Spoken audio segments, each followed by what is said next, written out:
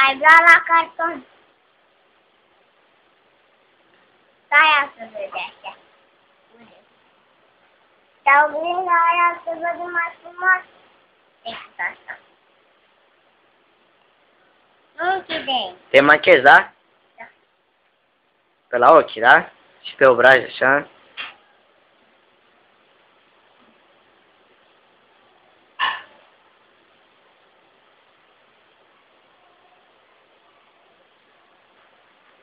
Așa? Mamă, cu tremură.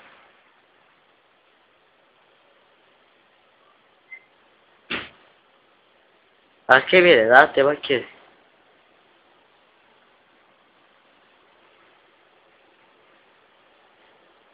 E bine așa cum sunt? Ia, uite-te în oglindă. Ce? Hai, ține-ți oglindă. Hai. Da, nu știu mai. Mai trebuie? Nu mai trebuie. Dar pe la ochi? Da.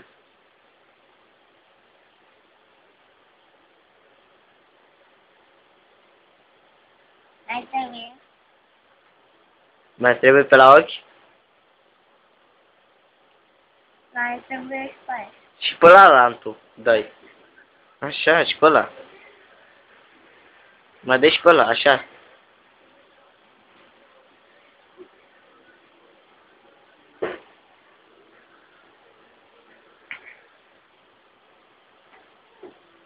Ți-a plăcut tortul de la mulți ani?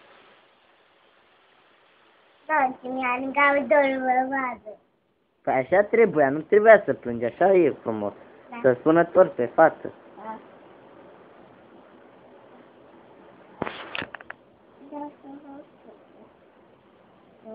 Da.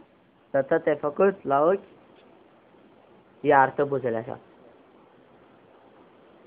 Ia, dar mai trebuie? Ia uite-te în oglindă, vezi dacă ești frumos. Ia. Dă-mi. Mai trebuie puțin asta?